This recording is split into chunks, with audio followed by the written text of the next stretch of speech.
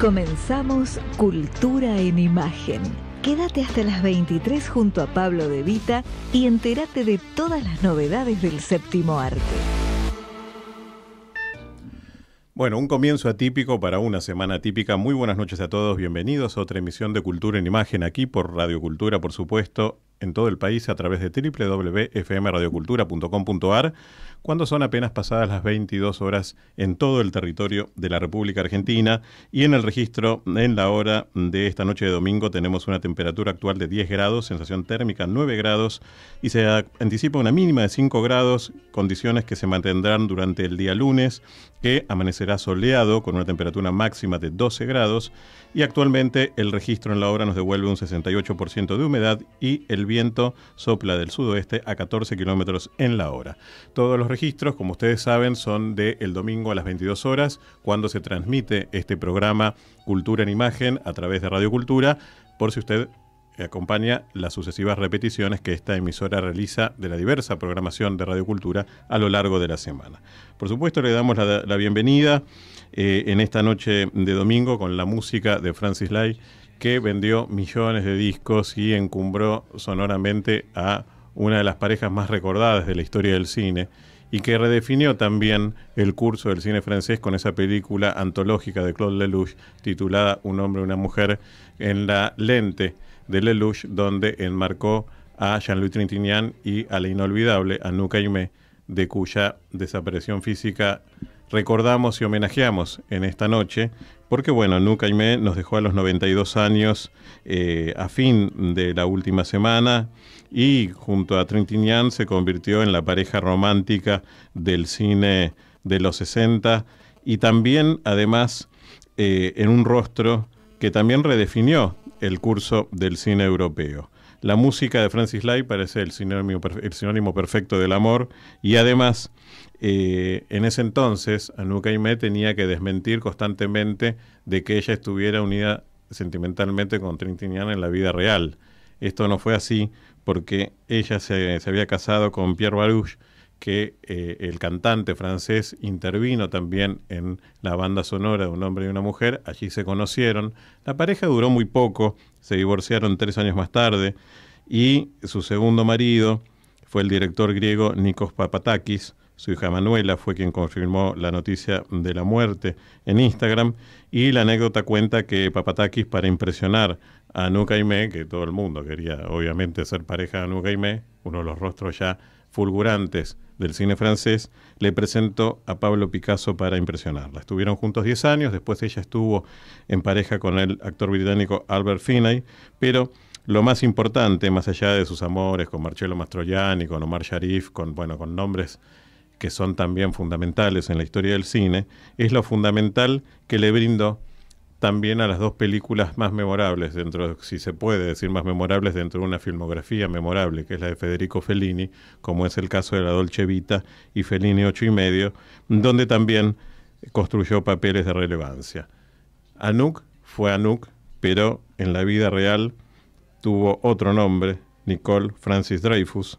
Así había nacido, y así fue como también se trasladó al interior de París, al interior de Francia, luego a la campiña francesa, para que sus padres buscaban protegerla de la ocupación francesa y de las temibles racias y deportaciones que eran camino seguro a los campos de concentración, y de esa manera evadió lo que significaba la tragedia de la Segunda Guerra Mundial y se insertó ya en la Francia de posguerra en el mundo del cine, de la mano de Marcel Carné, en una película que no se terminó, pero que sin embargo le sirvió para algo fundamental: conocer a Jacques Prévert, y con Jacques Prévert tener un apellido, ese nombre, porque ella hasta ese momento era solo Anouk, y Prévert le dijo: vas a tener una trayectoria muy larga, es importante que tengas un apellido. No vale solamente que tengas un nombre. En ese momento las actrices francesas como Arletty tenían solo un nombre, porque eran los rostros jóvenes del cine francés. Prévert vio algo más en Anouk y le dio su apellido. Y así fue como se construyó en Anouk Aimée. Fue una de las despedidas de esta semana. La otra también, mucho más reciente, fue la de Donald Sutherland, también uno de los rostros más versátiles y también más definitivos de la escena hollywoodense, transitó por el humor, por la comedia, por el terror. Realmente un actor absolutamente extraordinario que recibió en 2017 el premio a la trayectoria profesional en los Oscar y que tuvo realmente una filmografía absolutamente increíble desde su aparición en el cine. Estoy queriendo ver un poco la lista de películas desde 1963, pero bueno, uno habla de 12 del Patíbulo, habla de MASH, habla de Clute, habla de Novecento, de Casanova, realmente de la invasión de cuerpos, de asesinato por decreto, del gran robo al tren, inolvidable también en Venecia Rojo Shocking, un actor extraordinario, Donald Sutherland, que nos dejó a los 88 años en Miami y que también define un poco el curso de un cine a partir de su rostro, un rostro que ya no va a estar presente en la gran pantalla, como sí lo están otros rostros tan legendarios como el de Donald Sutherland, aún hoy en la cartelera argentina. Y en ese sentido quiero recomendar, porque sucede que usted, que gracias a usted que me está escuchando, tenemos uno de los programas más escuchados de Radio Cultura, pero usted después me escribe durante la semana qué puedo ver, qué hay, llegan las vacaciones, está Intensamente, están las películas Tanque, ¿qué podemos ver? Bueno, una película que puede ver es El Último Escape, donde también está la despedida de un grande de Hollywood, en ese caso Michael Caine, a quien acompaña a Glenda Jackson, que fue su último papel. Y es una película realmente muy simpática, muy sentida, muy inteligente, sobre un veterano de la Segunda Guerra Mundial que se escapa de la residencia para ancianos donde convive con su mujer porque quiere participar de los actos celebratorios del día del desembarco en Normandía. Una película que construye una mirada muy inteligente sobre la vejez, pero también sobre la contemporaneidad, una mirada que además devuelve dos composiciones memorables, tal es el caso de la despedida del cine de Glenda Jackson, quien murió muy poquito después de rodar esa película, y como es el caso de Don Sir Martin Caine, Michael Caine, que realmente construye un papel a su medida, ¿no? Ya está grande, tiene 92 años, se lo ve con el devenir del tiempo, pero realmente construye esos momentos únicos en la pantalla, Sir Michael Caine, en El Último Escape. Y la otra película que quiero recomendar enfáticamente es La Conversión, la película de Marco Bellocchio, que devuelve, luego de su paso por el Festival de Cannes. Nosotros estuvimos compartiendo la presentación de Bellocchio el año pasado en el Festival de Cannes, uno de los grandes trabajos el último grande, en serio, del cine italiano, un colosal Marco Bellocchio, siempre vigente, con el trasfondo político del secuestro de un niño judío por el papado de Pío IX, y que en el caso de Marco Bellocchio sirve para hacer una mirada siempre fuerte, contundente e inteligente sobre la construcción del poder. La Conversión, entonces, es otra de las grandes películas que queremos recomendar desde este espacio para sortear lo que son los títulos previsibles de Hollywood y encontrar un cine distinto. Pero qué mejor que compartir, en este caso, la música de la gran película de Marco Bellocchio. En composición de Fabio Massimo Capocrosso, acabamos de escuchar Rapimento di Edgardo, de la banda de sonido del film La Conversión de Marco Bellocchio.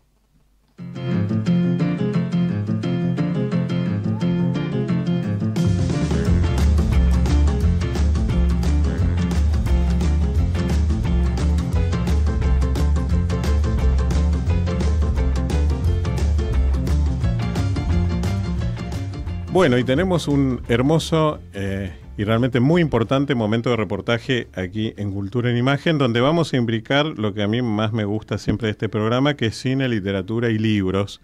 Y qué mejor nombre para hacerlo cuando uno habla de libros, porque si hay alguien que sintetiza la mirada del libro en la Argentina y el hablar sobre el libro y entrevistar a escritores y realmente hacer un raconto de la memoria cultural de Buenos Aires, es realmente Cristina Mucci, porque Cristina Mucci es abogada, escritora y periodista, y desde 1987 conduce y produce Los Siete Locos, programa pionero de la cultura en la televisión argentina, por el cual ganó 5 premios Martín Fierro. Fue jurado de diversos premios literarios, docente universitario y conductora de otros ciclos como Pensándolo Bien, Encuentros, dirigido por Oscar Bernayfín, El cine por asalto con José Pablo Feynman y Buenos Aires Ciudad Literaria. En 2010 recibió la medalla del Bicentenario otorgada por la Ciudad de Buenos Aires y es autora de Voces de la Cultura Argentina, Pensar la Argentina y Las Olvidadas, con biografías de Silvina Bullrich, Beatriz Guido y Marta Lynch. Este libro que vamos a conversar en esta noche de Cultura e Imagen se titula Lugones, los intelectuales y el poder en la Argentina, y acaba de tener su lanzamiento, además en una fecha muy importante porque hace muy poco se conmemoraron los 150 años del nacimiento de Leopoldo Lugones. Cristina Mucci, muy bienvenida esta noche de Cultura en Imagen. Pero muchas gracias, Pablo, muy contenta de estar Al acá. contrario, es un honor tenerte y además tener la posibilidad de compartir y dialogar de un libro que disfruté tanto de leer como es Lugones. Me alegro mucho. Es muy, muy, muy interesante, muy entretenido y además realmente acerca a una figura que ya de por sí es muy difícil de abordar por muchísimas razones políticas, sociales, mismo culturales y de construcción, porque el mismo Lugones, creo yo que, como se señala en alguna parte del libro, construyó una imagen de un canon muy difícil también de abordar en su trayectoria. ¿Y por qué volver a Lugones? Yo volví, mira, te va a parecer increíble lo que te digo, pero yo volví a Lugones desde Marta Lynch, de mi libro anterior, Las Olvidadas. Sí. A mí es un personaje que siempre me atrajo mucho, Marta Lynch, más allá de su literatura, por la trayectoria política, el afán de tener un lugar, no solo en la literatura, que lo tuvo y fue muy importante, fue un gran bestseller de los años 60, 70, sino además un lugar preponderante en la política que no logró tener.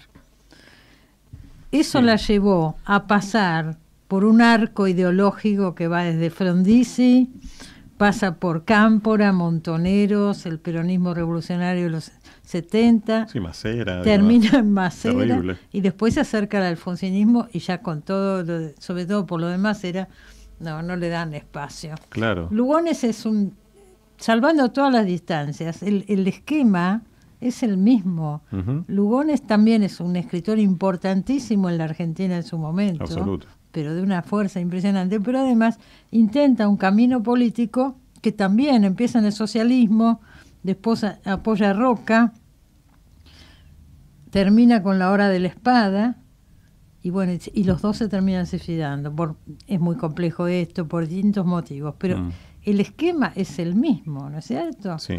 Entonces yo arranqué por ahí a ver qué pasó, qué le pasó a Lugones.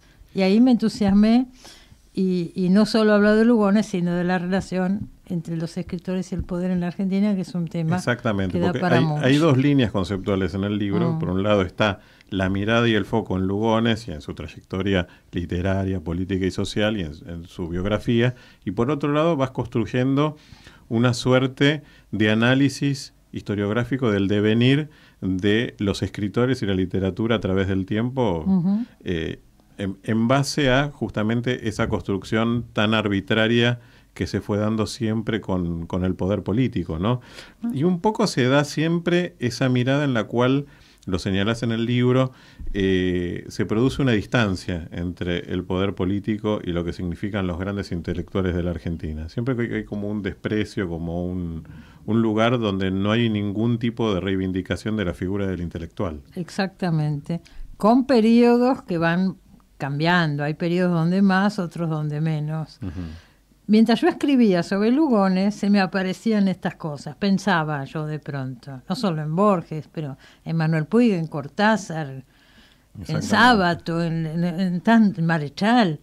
Entonces iba escribiendo eso, y entonces se fue como mezclando, ¿no? Los temas del libro, Lugones como disparador de todas estas situaciones. Sí, y hay algo que se da como sistema en el análisis del libro cuando se aborda la relación con la política, que es más la reivindicación de la política que hacen los intelectuales que la reivindicación del mundo de la política a los intelectuales. Porque siempre hay como un lugar de reconocimiento a algún tipo de gestión o bandera o apoyo o estímulo a un momento político que no se traduce después desde la política en un reconocimiento de ese intelectual, más bien en una distancia, incluso con el caso de Marechal, que está muy bien también planteado acá, ¿no? Sí, porque Marechal perdió mucho por acercarse al primer peronismo y hasta el trabajo que tenía lo perdió en ese momento, durante el peronismo. Lo echan, no sé, tenía un puesto, no sé en qué repartición pública, Sí. lo echan.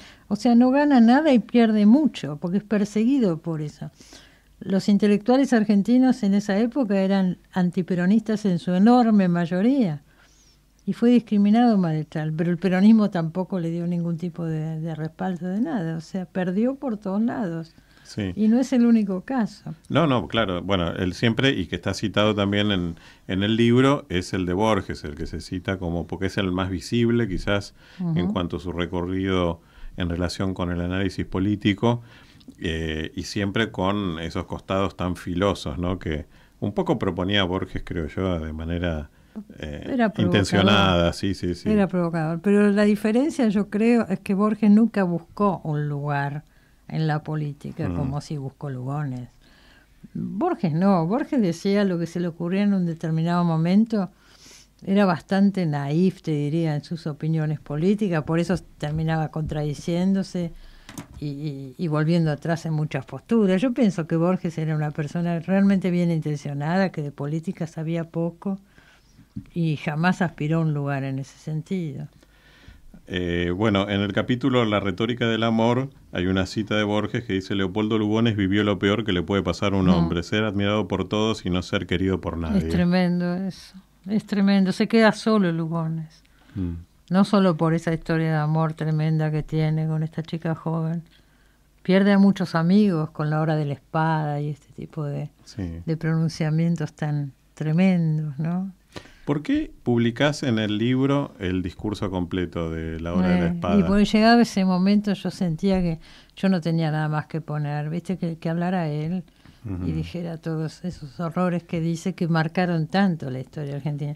Sí. Sebrelli tiene una cosa muy interesante, porque Sebrelli dice que el ideólogo del 30, de la Revolución del 30, que ahí empieza, ¿no?, la serie de golpes de Estado en la Argentina, fue Lugones, porque los militares eran incapaces de un pensamiento como el que había en esa postura, ¿no es cierto? Claro. La idea de que los militares hicieran cargo del poder de la República.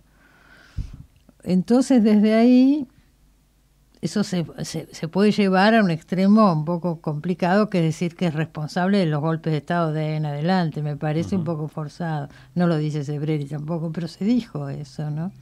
Pero que ahí empieza, y que Lugones fue el ideólogo de la Revolución del 30, sí, es verdad. Y hay, bueno, lo que sí se puede señalar como materia cierta es que hay un correlato en el cual la historia política entrecruza quizás a la familia Lugones como a ninguna otra, porque tanto Polo como Piri son ejemplos también de la violencia política argentina, ¿no? Sin lugar a dudas. Polo, el hijo de Lugones, inventor de la picana eléctrica, que él sí, porque Lugones no es convocado por Uriburu, eso hay que tenerlo en cuenta. Después no lo llaman más, ¿eh? Él esperaba que lo llamaran, él quería un rol importante, no lo llaman más. Al que llaman es a su hijo Polo y lo ponen de jefe de orden político, que es el jefe de la policía en ese momento, que tortura a montones de gente, entre ellos a Natalio Botana, el dueño de la Diocrítica, que se lo lleva a Polo y lo torturan y demás. Después Pirí, la hija de Polo, nieta de Leopoldo Lugones, es militante montonera, está desaparecida. Exactamente. Y el nieto, el hijo de Pirí, que se suicida también, cuarto suicida de la familia, cuarta generación, se suicida en el Tigre, que es el mismo lugar donde se suicida Leopoldo Lugones. Sí. Es muy notable. Es muy notable. Llega un momento que te da hasta pudor porque decís, si vos lo pones en una novela es demasiado, ¿me entendés? Pero esto es real, es así. En buena medida, tal como señala el libro, gracias a Rubén Darío se da como el reconocimiento oficial de Lugones como escritor y le da la proyección latinoamericana. Sin duda. Que por otro lado él buscaba, ¿no?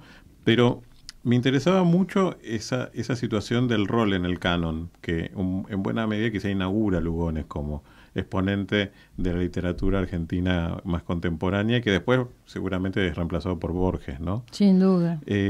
¿Cómo es ese vínculo? Lugones se entroniza primero el Sí. Martín Fierro de José Hernández, lo pone en el lugar, ¿no es cierto?, del emblema nacional, que hasta ese momento no lo era. Esos son los discursos de Lugones en su libro El Payador.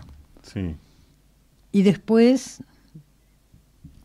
la figura de Lugones indiscutida, el Día del Escritor todavía se festeja el día del nacimiento de Lugones, que fue el otro día, ¿no? Este mes. Exactamente. Y eso es hasta Borges. Ese lugar lo toma Borges. Y sin embargo, tanto Lugones como Borges son personajes muy cuestionados incluso desde ese lugar del canon. Claro, Borges ya no. Yo creo Borges que ya nadie no. discute. Ahora no, pero digamos que hasta hace 20 años quizás. Sí, sin duda. Por su orientación política. Uh-huh. Sí, sin lugar a dudas. Pero de todas maneras, la relación entre Borges y Lugones es muy interesante, porque la revista Martín Fierro, por ejemplo, le empiezan a pegar a Lugones, lo ridiculizan, ¿no? Borges mismo lo reconoce, es como matar al padre, lo importante que fue esa figura para ellos. Y siempre fue ambivalente. En el prólogo del Hacedor, Borges imagina un encuentro con Lugones en la Biblioteca Nacional de la calle México. Exactamente. Y entonces imagina que Lugones le dice lo que nunca le dijo en vida, que es valorizar su obra. Lugones, el juicio de Lugones era determinante. Por ejemplo, en un momento habla bien de Guiraldes y de Don Segundo Sombra, y de pronto ese texto crece de una manera impresionante. Nunca hizo eso por Borges. Nunca. Lo leía, pero no decía nada. Entonces Borges, en este prólogo, imagina que Lugones lo felicita y reconoce su obra. Él necesitaba ese reconocimiento que no tuvo. Eso es fantástico porque aparte, implícitamente, uno no puede saber qué pensaba Lugones sobre Borges, pero indudablemente intuía la semilla de un genio. Sin lugar a dudas. Eso pienso que no hay duda. Pero no le dio ese... Lo increíble es que ese genio, admirado por todo el mundo, sin embargo, tiene que escribir una suerte de reconocimiento de aquel que era el único que le interesaba, quizás, o el que más le importaba, el reconocimiento que no tuvo. Así es. Pero de la mano de Agustín Romero, a quien le damos la bienvenida en esta noche en la operación técnica aquí en Cultura en Imagen, vamos a compartir un poquito de qué decía Jorge Luis Borges hablando de Leopoldo Lugones. Señoras, señores, el tema de Leopoldo Lugones es naturalmente afín al tema del modernismo. Existe un excelente libro de Max Enrique Sureña, hermano de aquel Pedro Enrique Sureña, tan vinculado a la vida intelectual y lo que acaso es más importante, a la vida afectiva de mi querida patria, la República Argentina. Y recuerdo estas dos obras, El modernismo de Max Enrique Sureña y Simpatías y diferencias de Alfonso Reyes, porque el primero, naturalmente, aunque señala la relativa heterodoxia de Lugones dentro del modernismo, insiste en las afinidades. Y en cuanto a lo segundo, quiero volver a repetir, y lo hago con agrado, una suerte de mea culpa, de culpa nuestra, que publiqué antes de la trágica muerte del maestro Leopoldo Lugones. Y quiero empezar explicándola. Los jóvenes, yo también he sido joven alguna vez, por increíble que parezca, los jóvenes sentíamos la gravitación de Lugones, la fuerza de Lugones. Creo que algo análogo ocurrió aquí con Guillermo Valencia. Y la única manera que teníamos de defendernos de esa gravitación eran la hostilidad y la injusticia. La verdad es que Lugones había hecho, y desde luego mejor que los hombres de mi generación, que se llamó generación de Martín Fierro o generación ultraísta, lo que nosotros pretendíamos hacer. Y esa suerte de beneficios no se perdona fácilmente. Felizmente, antes que Lugones muriera, yo publiqué un artículo diciendo lo que Lugones tenía que sentir, que nuestra aparente hostilidad era una secreta veneración y casi adoración. 1963, año en el cual Borges da esta conferencia sobre Leopoldo Lugones, y que realmente me parece que en esta introducción sintetiza muy bien tanto la admiración hacia Lugones como un poco esa frustración a la cual refería nuestra gran invitada de esta noche, que es Cristina Mucci, quien acaba de publicar Lugones, Los intelectuales y el poder en la Argentina, de Editorial Sudamericana, que es un libro realmente fascinante y que, como ella explicaba, se da este juego de ambivalencia en el cual está el reconocimiento de Borges hacia Lugones y un reconocimiento que nunca llega de parte de la primer gran figura del canon cultural que tuvo la Argentina, que fue precisamente Leopoldo Lugones, ¿no? Así fue, y le hubiera venido bien a Borges, porque esos años Claro. tampoco tenía tanto reconocimiento todavía, ¿no? Hubiese sido un gran espaldarazo para Claro, su y no trayectoria. no llegó. Y lo que también transmite el libro son un poco las polémicas que existían en ese momento, que estaba la otra gran figura, pero de éxito y popular, que era Manuel Gálvez, ¿no? Claro, era bestseller. Donde se da ese enfrentamiento y ese odio que vos referís en el libro, que en algún punto, digo, Lugones, la literatura de Lugones siempre superó a la de Manuel Gálvez, que era otro tipo de literatura, otro Era tipo de popular, escritor. Nacha Regules, era Regules, popular. claro. Y bueno, Lugones nunca fue un escritor popular. Y él trabajaba, su figura era como intimidante, siempre estaba como en la cumbre, ¿no? Ujú. Y él lo decía, por ahí no tienen acceso porque le faltan conocimientos, el problema no es mío, sino de ellos que no llegan a lo que yo escribo, que no conocen la tradición griega y todo lo que... Entonces era una soberbia también, pero es un tema que se podría llevar hasta el hoy, ¿no? Ujú. Los buenos autores que por ahí no venden y no pueden vivir de sus libros, Ujú. y por ahí libros más fáciles que sí venden y todo lo demás, eso se continúa. Y eso quería justamente ir a tu larga experiencia con Los Siete Locos y con el mundo de la literatura en la Argentina, porque la sensación que tuve mientras leía Lugones era que era un libro que en buena medida me hablaba del hoy también, que es un libro de gran actualidad. No habla de un momento petrificado en el tiempo con respecto a cómo fue la relación de Leopoldo Lugones con el poder político, ni de otros autores e intelectuales con el poder político, sino como de un sistema Que se repite. que se ha repetido, salvo honrosas y muy puntuales excepciones, a lo largo de la historia argentina. Y es un poco así. De todas maneras, si nosotros vemos en los 60 Ujú. escritores como Sábato, Manuel Puig, Cortázar, bueno, vendían cifras importantes. Ujú. Beatriz Guido, Marta Lynch, Silvina Bullrich, que yo tanto trabajé estos personajes, pero te quiero decir, eran bestsellers.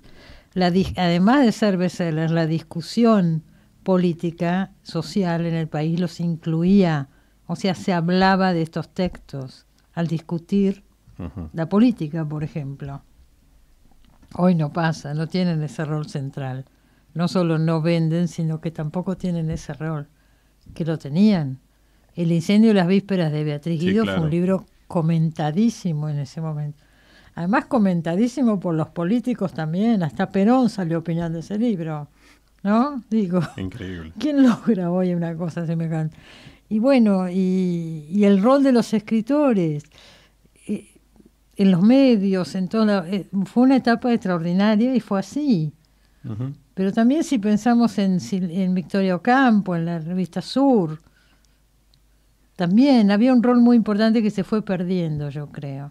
Se fue perdiendo, pero lo hubo. Ahora, Lugones se quejaba y decía que no le alcanzaba la plata para vivir, que tenía que tener 4 trabajos. O sea, eso es algo que se sigue repitiendo. Nos sentimos muy reivindicados por Lugones. Y por... la Argentina es un país ingrato, decía Lugones, por los intelectuales. Y ¿no? por los intelectuales y el poder en la Argentina de Cristina Mucci, que contiene justamente la frase que su autora acaba de brindarnos al aire. Y porque es un sistema que se repite realmente infinitamente. Y cada vez más, Y cada vez más. Y además me en parece este momento especialmente. Que incluso, no sé que esto quería preguntarte, ¿cómo veías justamente el hoy de los intelectuales en la Argentina? Bueno, en este momento está muy atacado todo lo que sea cultura, parece que hay que sacarlo o quitarle apoyo estatal. Se está discutiendo tanto eso. Y me parece un retroceso. Este país que si puede estar orgulloso de algo, es de su cultura. ¿En qué trascendemos afuera? ¿Por el fútbol, por la ciencia, por la cultura? No por otra cosa. No, lamentablemente no nos destacamos en nuestra calidad institucional, en nuestra economía, nada de eso pasa. Pero nos seguimos destacando, ¿no es cierto? Nuestros escritores, nuestros músicos, directores de teatro, cineastas, y sin embargo pegarle, que viven del Estado, que no sé qué. O sea, yo pienso que hay mucho que ver de las instituciones culturales, seguramente, hay que repensar un montón de cosas, no me cabe duda, conozco el tema. Ahora, de ahí a decir cerrar, o decir que qué sé yo, que están todos bancados, que viven de arriba, agresiones, cosas espantosas, sinceramente creo que no solo nos ofende, sino que nos empobrece como país a todos. Afuera no lo pueden creer, vos lo sabés, Pablo. En el cine, por ejemplo. Sí, claro. Nos felicitan en todo el mundo y acá dicen que somos unos vividores o no sé qué cosa. Entonces realmente es muy triste, me parece, todo esto que está pasando. Yo espero que no se cierre nada, porque costó mucho abrir. El otro día murió Tito Cosa y yo me acordaba lo que costó la ley de teatro. En los 90 estaba Pacho Donel, en la época de Menem salió la ley de teatro. Sí, estaba Pacho como Donel. La ley de cine también. Y la de cine también. Entonces esas son las contradicciones, ¿no? Bueno, había un buen ministro de Cultura que era Pacho Donel. Y todo esto salió, y yo me acuerdo de Tito Cosa, iban al Congreso, peleaban por las leyes, se logró, y gracias a esas leyes tuvimos tantos premios, tanta presencia afuera. Entonces digo, bueno, pasaremos un periodo más acotado, más limitado, pero que no se cierren las instituciones, porque después cuesta mucho volver a abrirlas, es por ley, hay que volver a hacer otra ley. Ojalá que eso no pase, sostenerlas. A mí hay algo que me sorprende mucho de lo que se ha dado en llamar la ley Bases, que ya su nombre es impactante, porque bueno, remite a Alberdi, digo, hay como una idea fundacional de la Argentina. ¿Qué diría Alberdi de todo esto? Pero lo fundamental del análisis de la ley Bases, que me parece muy sorprendente, que no hay una línea que hable de educación. Bueno, empecemos por ahí, es el déficit más grande que tenemos. ¿Y qué base tiene un país que no le dedica un párrafo a la educación de sus habitantes? Es realmente algo para pensar, ¿no? Pausa musical y continuamos en Cultura en Imagen. Y continuamos en esta noche de domingo en Cultura en Imagen. Y bueno, todos nuestros invitados siempre tienen el momento vitivinícola gracias a nuestros amigos de la Cava Wine Store. Usted lo acaba de escuchar a César y Flavia, nuestros amigos ahí en Rodríguez Peña 1515. Si va de parte de este programa va a tener un importante descuento. Y nuestros invitados siempre se llevan a su mesa un distinguido vino de los grandes enólogos de la Argentina que realizan sus proyectos personales y trabajan realmente unos varietales extraordinarios, como es el caso de este Marioneta Malbec mendocino, el fruto del esfuerzo y la perseverancia que entrega una botella, es porque la bodega realmente, Marioneta, maneja este color rubí intenso y realmente deslumbrante, junto a una explosión de rojos como cerezas y ciruelas que devuelve su degustación. Así que Cristina Mucci también se lleva su Marioneta Malbec gracias a nuestros amigos de la Cava Wine Store, y usted puede conseguirlo, por supuesto, en Rodríguez Peña 1515. En una mesa imaginaria donde invitamos a grandes escritores como es la mesa imaginaria que devuelve la mirada a Leopoldo Lugones gracias al libro Los intelectuales y el poder en la Argentina, no podemos omitir en ese correlato con la actualidad de un programa que es una marca dentro de la cultura argentina, como es Los Siete Locos, de una extensa permanencia en la televisión pública, en el cual he tenido el lujo de participar en varias ocasiones gracias a la realmente amorosa convocatoria de Cristina Mucci, que hoy nos acompaña, pero que tuvo, como han tenido todos los grandes mojones culturales de la Argentina, también un remesón muy muy fuerte con lo que ha significado la TV pública en suspenso como está al día de hoy. Pero tenemos noticias también, ¿no, Cristina, con respecto a Los Siete Locos? Los Siete Locos, por suerte, sigue al aire porque vamos al canal de la ciudad. Empezamos el fin de semana que viene. Qué bien. Estoy muy contenta porque yo digo, Los Siete Locos siempre tuvo un angelito protector porque ha pasado por todas las vicisitudes de este país y siempre sobrevivió. Y ahora nuevamente. Qué bueno, qué bueno. ¿Y son 37 años en el aire? 37 años, sí. Y bueno, pasó esto que pasó, está todo en suspenso. Uh-huh. Yo no tuve jamás, nunca me llamaron, no tuve ningún contacto con... O sea, formalmente la televisión pública nunca se contactó contigo para explicarte nada. Yo terminé de grabar en diciembre, vos te acordás que estuviste en el último programa, hablando de cine, como siempre. Y bueno, terminamos de grabar. Normalmente en verano se repiten programas y es lo que pasó, se repitieron programas en verano. Yo me enteraba por los diarios que no había autoridades nombradas, decía, bueno, lleva un tiempo. Yo pasé por tantos cambios de gobierno, siempre lleva un tiempo de reacomodamiento. En general, el verano, marzo. Bueno, yo esperé a ver qué pasaba, porque realmente es lo normal, y me enteraba por los diarios que nombraban a un director, renunciaba, venía otro, bueno, era todo un caos, hasta que llegó un momento, que también me enteró por los diarios, que no van a retomar las grabaciones de ningún programa y que toda la programación va a ser repetida. Bueno, hasta ahí llegamos.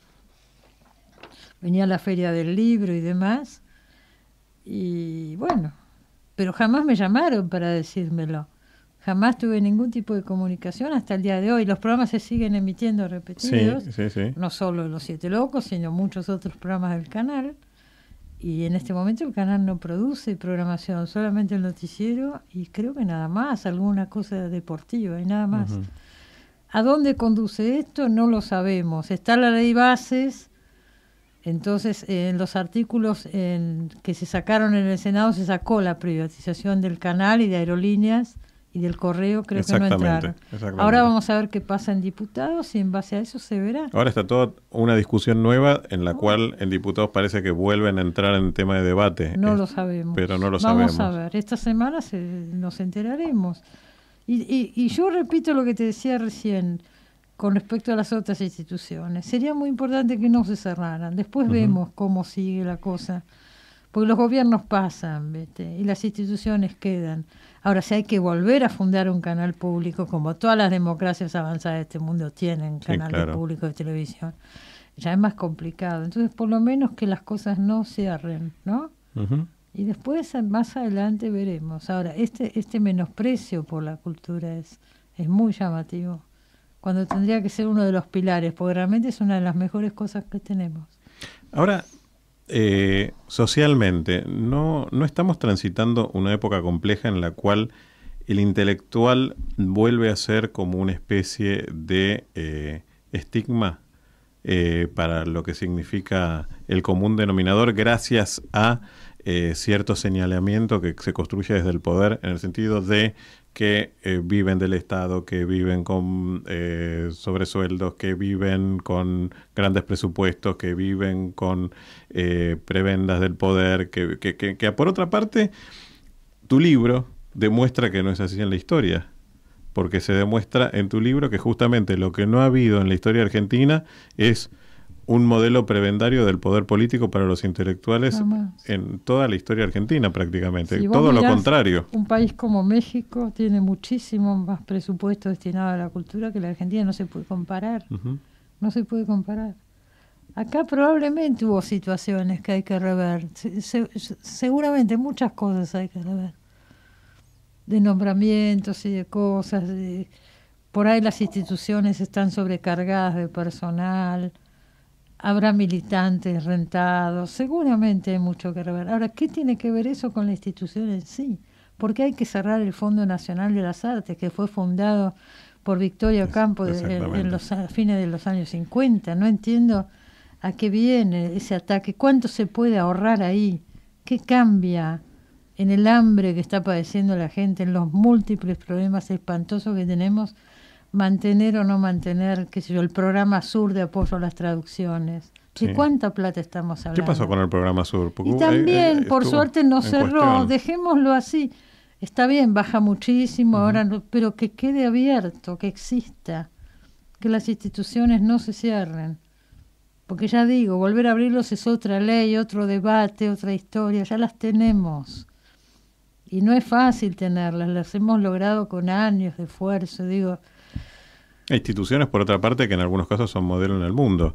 Pero por supuesto. El Instituto de Cine, con todo lo que puede hacer de cuestionable, ha generado una ley de cine que es modelo en el mundo y ha permitido que el cine argentino esté presente en los primeros planos Ahora del vos mundo. conocés bien eso, seguramente hay mucho que rever ahí en Muchísimo, el Instituto de Cine. Bueno, muchísimo. por eso. Muchísimo. Yo estoy Pero- absolutamente de acuerdo en que se tenga que rever mucho de estructuras que se fueron anquilosando a través de capas geológicas a través del tiempo que nadie se preocupó ni siquiera en revisar.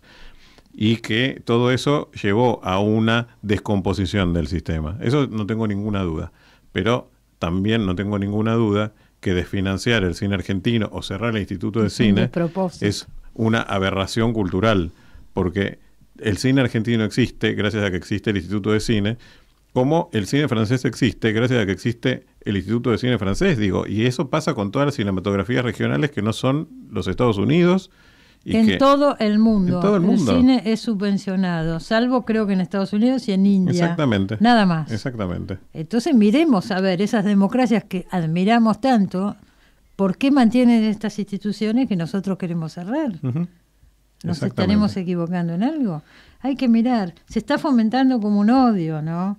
Que viven del Estado, que qué sé yo. Entonces también hay un estigma, una cosa muy fea lo que está pasando. Y hay una estigmatización también del Estado como garante de cierta construcción social que creo que es muy, muy peligrosa por lo pronto. Absolutamente. Muy peligrosa. Absolutamente. Pero hay que marcar todo el tiempo este discurso. Yo me alegro tanto, Cristina, de que ¿cuándo vuelve el programa? Ahora, el fin de semana que viene, El próximo sábados y fin. domingos, 12:30 del mediodía. ¿Vas a competir con vos misma? No, por el canal que repite el programa Sí. sale más temprano. Sale sale a más las temprano. 10. Los sábados no nos para nadie.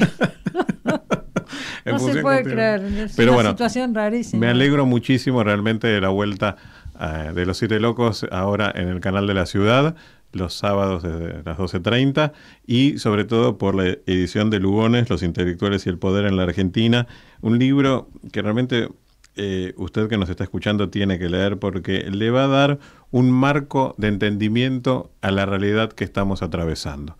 Cristina, muchísimas gracias por tu presencia esta noche aquí en el programa. No, feliz de estar acá, Pablo, como siempre contigo. Muchas gracias. Realmente un honor inmenso tenerte en este espacio y de la mano maestra de nuestro querido Agustín Romero en la operación técnica, a quien le agradecemos su presencia esta noche. Nos vamos a despedir con los títulos de la banda de sonido del film Familia Lugones, la película de Paula Hernández, que es la música original de Gustavo Pomeranec y que también sintetiza desde la mirada del cine argentino lo que ha significado la trayectoria de un apellido tan ilustre como polémico en la cultura argentina como ha sido el de Lugones. Punto final para esta emisión de Cultura en Imagen, en una noche que hemos transitado desde la literatura al cine y nos reencontramos dentro de 7 días con mucho más cine, con mucho más cultura y por supuesto aquí en Radio Cultura hacia todo el país. Muchas gracias, buenas noches.